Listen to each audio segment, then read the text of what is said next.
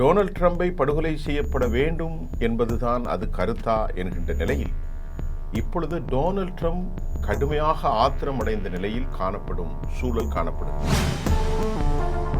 நாம 2 பேரும் நிர்வாகம் செய்து கொள்ளலாம், வருமானத்தை நாம் பங்கிட்டுக் கொள்ளலாம், அதிகாரத்தை நாம் பங்கிட்டுக் கொள்ளலாம். ஆனால் அமெரிக்கர்களுக்கு இங்கு என்ன வேலை என்ற கேள்வி ஈரான் தரப்பில் வைக்கப்படுகிறது. அதே செய்தியில் ட்ரம்ப் தற்போதைய நிலையில் மீண்டும் பேச்சுவார்த்தைக்கு தயார் என அறிவித்திருப்பது வேடிக்கையானதும் வினோதமாகவும் இருக்கிறது. ஈரான் நாங்கள் எந்த ஒரு பேச்சுவார்த்தைக்கும் அமெரிக்காவோடு நடத்த விருப்பமில்லை என்று சொன்னபோது அமெரிக்கா ஈரானிடையான நீண்டகால பகை அதனை தீர்க்க இயலாது என்றும் அவரது பேரன் கூறுகிறார். அவரது பெயர் சையத் அலி கமேனி. இவர் நல்லடக்கத்திற்கு பிறகு உணர்ச்சி புதுங்க லட்சோப மக்களுக்கு முன்பு இவரது பேச்சு மிகப்பெரிய ப்ரொவோகேட்டிவ் ஸ்டேட்மெண்டாக அமைந்திருக்கிறது.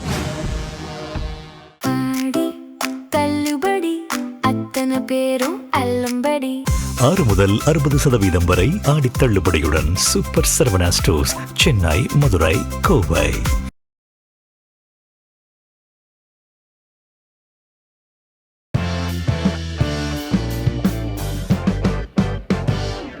நேர்களே, தற்போது ஈரானில் மிகப்பெரிய அளவில் பிரச்சனை வேற திசை திரும்பிட்டுங்க.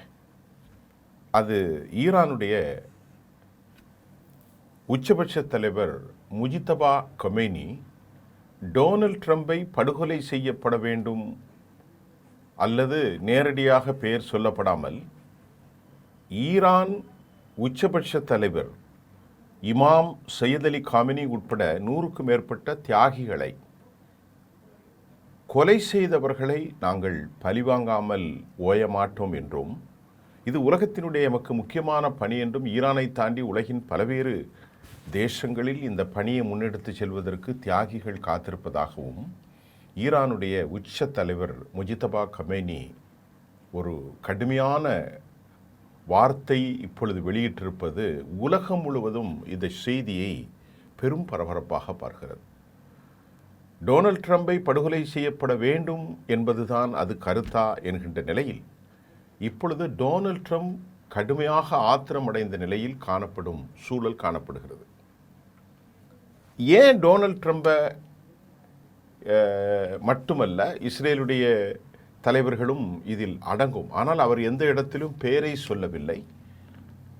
எங்கள் நாட்டில் எங்களுடைய நேசிக்கக்கூடிய தியாகிகளை கொலை செய்வதற்கு இரத்த பழி கொடுத்தே ஆகுவோம் என அவர் மறைமுகமாக இருந்து கொண்டு எங்கே இருக்கிறான்னு யாருக்கும் தெரியாது கடுமையான அச்சுறுத்தலை விடுத்திருப்பது அமெரிக்க அதிபர். நான் ஒருவேளை கொல்லப்பட்டால், அதற்கு பதில் தருகிற அமெரிக்கா, நான் ஒருவேளை கொலை செய்யப்பட்டால் உத்தரவிட்டே செல்கிறேன், நீங்காத நெடிய பல நூறுக்கணக்கான ஏவுகணைகள் ஈரானின் மீது பாயும் என்றும் அவர் தனது ஆத்திரத்தை வெளிப்படுத்தியிருக்கிறார். ஆக இப்படிப்பட்ட ஒரு கடுமையான நிலையில் இது சமாதானத்திற்கான வாய்ப்பு இல்லை. எப்படி சமாதானம் கிடைக்கும்? ஒருவரை ஒருவர் கொலை செய்வதற்கு முயற்சி செய்து கொண்டு அமெரிக்கா தான் இந்த தவறை, இஸ்ரேல் தான் இந்த தவறை செய்தது. இதன் மூலமாக ஒரு இணக்கமில்லாத படுகொலை அரசியல்கள் உலகளவிலே காணப்படுவது, அது ஒரு ஸ்ட்ராட்டஜிக் பெர்ஃபார்மன்ஸ் என்று சொன்ன மாதிரி ராஜ்ய ரீதியான சில பார்வைகளுக்கு ஒரு சர்வதேச நிலைகளை விட்டு இப்பொழுது பிரச்சனை தனிமனித பழிவாங்குதல் அடிப்படையிலே போய்விட்டது என்பதுதான் நாம் சொல்ல முடிகிறோம். இதை ஆரம்பித்தது அமெரிக்காவும் இஸ்ரேலும் தான். இந்த நிலையில் ஹெர்மூஸில் வழியாக கப்பல்கள் செல்லவில்லை என்பது ரொம்ப முக்கியமாக குறிப்பிடத்தக்கது. இது போன்ற சூழல் உலக அளவில் பெரிய அளவு எண்ணெய் தட்டுப்பாடை ஏற்படுத்தி கொண்டிருக்கிறது, ஏற்படுத்தும். அது மட்டுமில்லை, இஸ்ரேல் ஏதாவது தவறான முறையில் மறுபடியும் தவறு செய்து எங்களை தாக்க ஆரம்பித்தார்.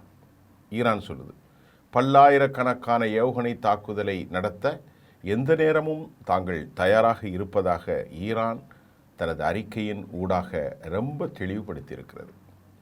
அது மட்டும் இல்லாமல் ஆளில்லா விமானங்கள், ட்ரோன்கள் மற்றும் இதன் மூலம் இஸ்ரேலை தாங்கள் தாக்க தயாராக இருப்பதாகவும், ஒரு அழிவு நிலைக்கு இஸ்ரேலை கொண்டு போவதாகவும் இதற்காக நாங்கள் கடந்த சில மாதங்களாக ஆயுதங்களை குவித்து வருகிறோம் என ஈரானுடைய தரப்பிலே செய்திகள் வந்து கொண்டிருக்கிறது.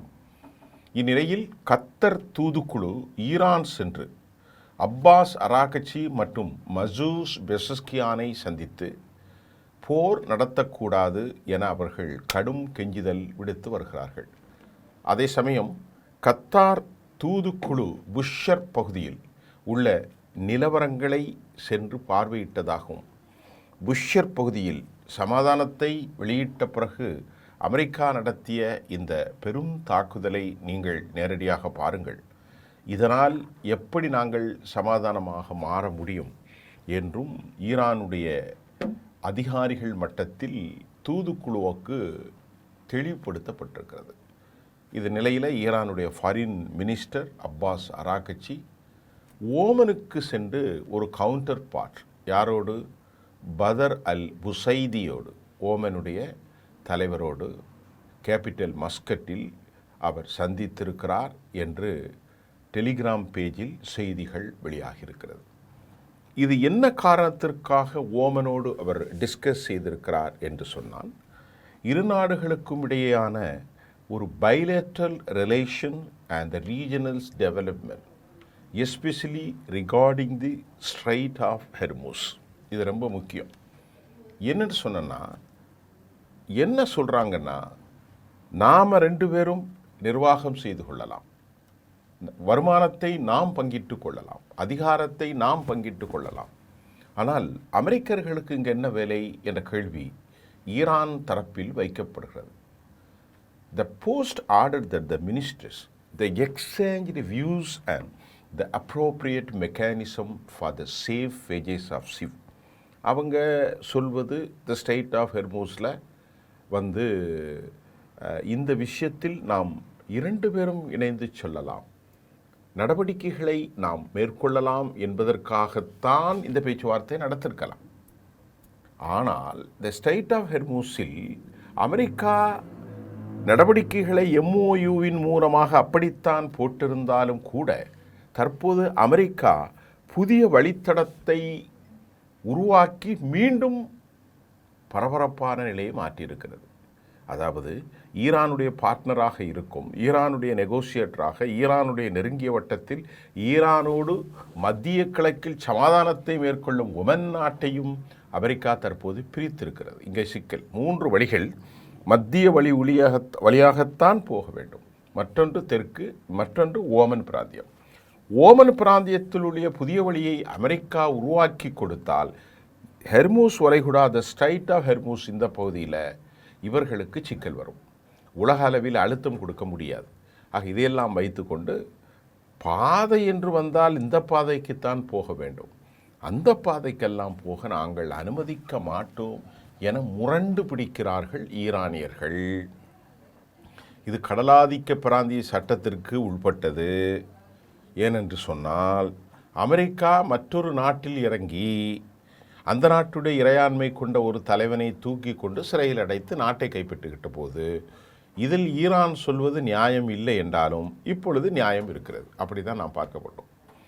ஈரான் சொல்வது எந்த பாதைக்கு போகலாம், அந்த பாதைக்கு போகக்கூடாது என்பது வெளிப்படையாக நியாயம் கிடையாது.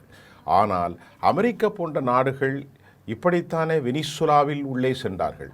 அந்த அடிப்படையில் பார்க்கின்ற போது இன்றைக்கு ஈரானுடைய டிமாண்ட் என்பது முழுக்க முழுக்க உண்மையாகி போனது. காரணம், ஈரான் வைக்கிற அந்த டிமாண்ட் என்னவென்றால், பிரச்சனை மத்திய கிழக்கில் உள்ளது, அமெரிக்கர்களுக்கு இங்கே என்ன வேலை என்ற கேள்வி அவர் எழுப்புகிறார். இதற்கிடையிலே ஈரானுடைய அரச தொலைக்காட்சியின் வாயிலாக ஒரு பரபரப்பான செய்தி வெளியாகியது. அந்த செய்தியை அரச தொலைக்காட்சி வெளியிட்டது. நான் ஏற்கனவே சொன்ன விவகாரத்தில் தான் இப்பொழுது ஈரானுடைய நேஷனல் தொலைக்காட்சி முஜிதபா கொமேனி படத்தை காட்டி அதற்கு பின்பு அவர் கைகளால் எழுதப்பட்ட லெட்டர், அதாவது உச்சபட்ச தலைவர் ஆயத்துல்லா கமெய்னி மற்றும் ஏராளமான தியாகிகள் மரணத்திற்கு இரத்த பலி கொடுத்தே ஆக வேண்டும் என அவர் கைகளால் எழுதிய அந்த செய்தி வார்த்தைகளால் படிக்கப்படாமல் எழுத்துப்பூர்வமாகவே அது கொடுக்கப்பட்டிருக்கிறது. இப்போ அது ரொம்ப முக்கியமான விஷயமாக இருக்கிறது. இப்போ இந்த செய்திகளும் ஏற்கனவே உலகளவில் போய்கொண்டிருக்கக்கூடிய செய்திகளும் இந்த பிரச்சனையை தணலை ஊதி பெரிதாக்குவதாகத்தான் இருக்கிறதே தவிர கண்களுக்கு எட்டிய துறைக்கு சமாதானம் இருப்பதற்கு சாத்தியமில்லை. இந்த நிலையில் முஜித்தபா கமேனி மறுபடியும் ஒரு செய்தி இப்பொழுது வந்து கொண்டிருக்கிறது. தந்தையினுடைய மரணத்திற்கு பிறகு அவர் வெளியிட்டிருக்கக்கூடிய முதல் செய்தி, in his the first message since the funeral of his father, Ram யாரு கமேனியுடைய மரணத்திற்கு பிறகு முஜித்தபா சொல்கிறார், Iran the supreme leader Mujtaba Khamenei has pledged to avenge his innocent blood, adding that revenge is the will of our nation. அதாவது என்ன சொல்றாருன்னா, இது எங்கள் ஒட்டுமொத்த தேசத்தினுடைய எதிர்பார்ப்பு, அவா, ஆசை. நாங்கள் இழந்திருக்கிற தியாகிகளின் இரத்தம் வலிமையானது. ஆகவே எங்களின் சட்டப்படி, எங்கள் நாட்டின் மக்களின் குரல்படி, ஒட்டுமொத்த மக்களின் குரல் என்கிறார், பழி வாங்கியே ஆகுவோம், பழி வாங்கியே ஆகுவோம், பழி வாங்கியே ஆகுவோம், அதில் எந்த மாற்று கருத்தும் இல்லை என முஜித்தபா கமேனி தற்போது தெரிவித்திருக்கிறார். இந்த நிலையில் லெபனானிற்கு ஒரு பிரச்சனை, ஹிஸ்புல்லாவுடைய பிரச்சனை மற்றொரு பக்கம் போகிறது. ஹிஸ்புல்லா ஒப்பந்தத்தின் மூலம் தெற்கு பகுதியில் இருந்து இஸ்ரேலிய படைகள் வெளியே வராது. ஹிஸ்புல்லா ஒப்பந்தத்தை அவர்கள் செய்திருக்கிறார்கள். இஸ்ரேலிய, அதாவது லெபனானுக்கும் அரசாங்கத்திற்கும் ஹிஸ்புல்லாவுக்குமான அந்த ஒப்பந்தம் இருந்தாலும் இஸ்ரேலிய படைகள் வெளிவராத நிகழ்ச்சியில் ஈரானுடைய பிரச்சனைக்கு ஒப்பாகவே ஹிஸ்புல்லாவுடைய பிரச்சனைகளை பார்க்கும். ஈரானுடைய கவுண்டர் பார்ட் அல்லது ஈரானுடைய எத்தனை விதமாக பேச்சுவார்த்தை எங்கு நடத்தினாலும் அவர்கள் கடந்த முறை சொன்னார்கள், அதாவது 14 கோரிக்கையில் ஹிஸ்புல்லாவை தாக்கிவிடக்கூடாது. அமெரிக்கர்களுக்கு இஸ்ரவேலர்கள் எவ்வாறு முக்கியமோ எங்களை பொறுத்தவரை லெபனானில் இருக்கும் ஹிஸ்புல்லாக்கள் முக்கியம். அதே சமயம் அமெரிக்காவுக்கு எதிராக வைத்த ஒரு கோரிக்கை, போருக்கு முன்பு ஹிஸ்புல்லாவுடைய பகுதிகளில் இருந்து, அதாவது லெபனானிலிருந்து முழுமையாக வெளியேற வேண்டும் இஸ்ரேல். ஆனால் இஸ்ரேல் குர்ட்ஸ் நாங்கள் உருவாக்கிய பஃபர் ஜோனிலிருந்து நெவர் அகலப்போவதில்லை, கெட்ரிட் கைவிடப் போவதும் இல்லை. ஹிஸ்புல்லாவின் ஒப்பந்தத்தின் மூலம் தெற்கு பகுதியில் இருந்து இஸ்ரேலிய படைகள் வெளியேறாது. அமெரிக்காவுடன் பேச்சுவார்த்தை நடத்தி இஸ்ரேல் படைகளை வெளியேற்றிவிட முடியும் என ஜோசப் ஓன் தன் கருத்தில் கூறியிருக்கிறார். யார் இந்த ஜோசப் ஓன்?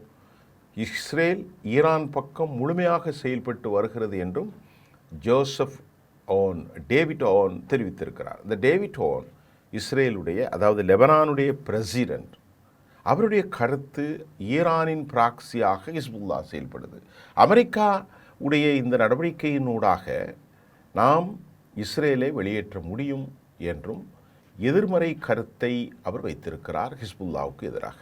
இப்பொழுது அமெரிக்கா, ஈரான், இஸ்ரேலுடைய பிளான் படி லெபனானை 2ஆக மாற்றியிருக்கிறார்கள். லெபனானின் அரச படைகள் ஒன்று, லெபனானில் ஹிஸ்புல்லாக்கள் ஒன்று. அவர்களுடைய ராஜதந்திர யுக்தி வெற்றி பெற்றிருக்கிறது. அடுத்த செய்தி நாம் என்ன என்று பார்ப்போம். அதாவது ஈரானுடைய அணுசக்தி குறித்து ஆய்வு செய்ய வேண்டும் என்று கொண்டு வரப்பட்ட ஐநாவின் மசோதா முன்வடிவு தோற்கடிக்கப்பட்டிருக்கிறது. அதாவது தலாக் 12, தலாக் 1-2 ஈரான் அவசரமாக கட்டமைப்பு செய்வதாக செயற்கைக்கோள் படத்தினூடாக செய்திகள் வருகிறது. அதென்ன தலாக் 1 ஆயுத சோதனை நடத்தும், இது ஒரு முக்கியத்துவம் வாய்ந்த வைட்டல் ரோல், மிக முக்கியமான பங்கு பணிகள் இதில் உண்டு என்றும், இதில் அணு ஆயுதங்கள் மட்டுமல்லாமல் பல்வேறு ஆயுதங்களை பரிசோதனை செய்ய முடியும் என்றும், இது சேட்டலைட் பிக்சரின் மூலம் உறுதியானதாக அமெரிக்கா ஆதரவு ஐநா கொந்தளிக்கின்றது. அதே செய்தியில் ட்ரம்ப் தற்போதைய நிலையில் மீண்டும் பேச்சுவார்த்தைக்கு தயார் என அறிவித்திருப்பது வேடிக்கையானதும் வினோதமாகவும் இருக்கிறது. ஈரான் நாங்கள் எந்த ஒரு பேச்சுவார்த்தைக்கும் அமெரிக்காவோடு நடத்த விருப்பமில்லை என்று சொன்னபோது அவர் தனது ட்ரூத் சோசியல் பக்கத்தில் என்ன சொல்கிறார்?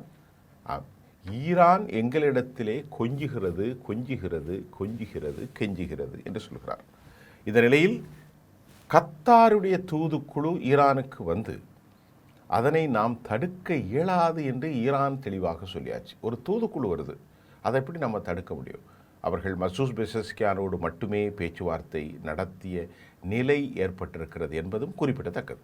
பிரார்த்தனை கூடத்தில், அதாவது இறுதி நாளில் உச்சபட்ச தலைவர் மஜ்தபா கொமேனியுடைய நல்லடக்க நிகழ்ச்சியில் உச்சபட்ச தலைவருடைய பேரன் ஒரு கருத்தை பேசியிருக்கிறார். உணர்ச்சிமிக்க பேச்சு. தொழுகை நடத்திவிட்டு அவருடைய மகன் சார்பில், குடும்பத்தின் சார்பில் அவருடைய பேரன் உணர்ச்சி வசப்பட்டு பேசிய பேச்சு. அவர் என்ன சொல்லியிருக்கிறார் என்றால், அமெரிக்காவுடன் பேச்சுவார்த்தை நடத்துபவர்கள் தேச துரோகிகள், எங்களுக்கு என்று கொள்கை உண்டு, சித்தாந்தம் உண்டு. யார் ஆட்சிக்கு வந்தாலும் எதுவும் நடைபெறாது என்றும், அமெரிக்கா ஈரானிடையான நீண்டகால பகை அதனை தீர்க்க இயலாது என்றும் அவரது பேரன் கூறுகிறார். அவரது பெயர் சையத் அலி கமேனி. இவர் நல்லடக்கத்திற்கு பிறகு உணர்ச்சி புதும்ப லட்சோப மக்களுக்கு முன்பு இவரது பேச்சு மிகப்பெரிய ப்ரொவோகேட்டிவ் ஸ்டேட்மெண்ட்டாக அமைந்திருக்கிறது. இதற்கிடையிலே ஓமன் அமெரிக்காவுடன் இணைந்து வருவதாக அப்பாஸ் அராக்கட்சியினுடைய பேச்சுவார்த்தையில் எந்த முன்னேற்றம் ஏற்பட வாய்ப்பு இல்லை என்பதுதான் நிதர்சனமான உண்மையாகும். அமெரிக்காவினுடைய ஆப்ரஹாம் லிங்கன் கப்பல் முழுமையாக ஆயுதங்களை ஏற்றிக்கொண்டு ஆயுதங்களோடு தயாராக இருப்பதாகவும் செய்திகள் வெளியாகியிருக்கிறது. அது பெர்ஷியன் வளைகுடாவிலிருந்து 200 கிலோமீட்டர் மைல் தொலைவில் நிறுத்தப்பட்டிருப்பதாகவும், அமெரிக்கா எந்த ஒரு நிலையிலும் மற்றொரு போரை நடத்த தயாராகி வருவதாக அக்சியோஸ் கருத்தையும் நாம் இங்கே சொல்ல வேண்டும்.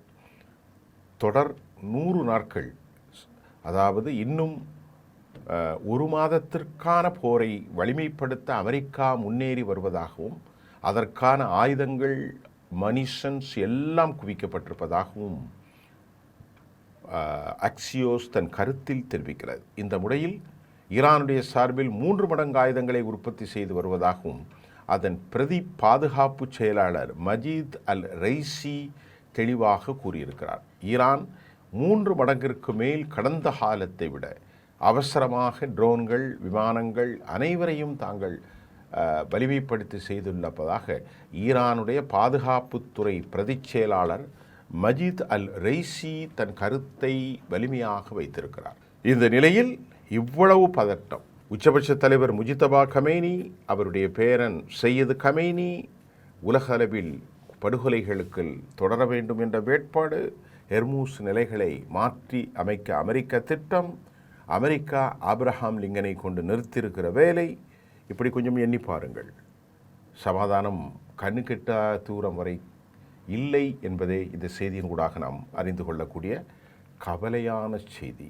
உலகம் பெரும் இழப்பீட்டை, பெரும் நஷ்டத்தை, பெரும் அனர்த்தத்தை நோக்கி பயணித்து கொண்டிருக்கிறது. அது வருத்தத்தில் மட்டுமல்ல, ஆழமான காயங்களை நம்முள் ஏற்படுத்தியிருக்கிறது என்பதே உண்மையாகும். மீண்டும் நாளை புதிய செய்திகளோடு உங்களை சந்திக்கின்றேன். நன்றி.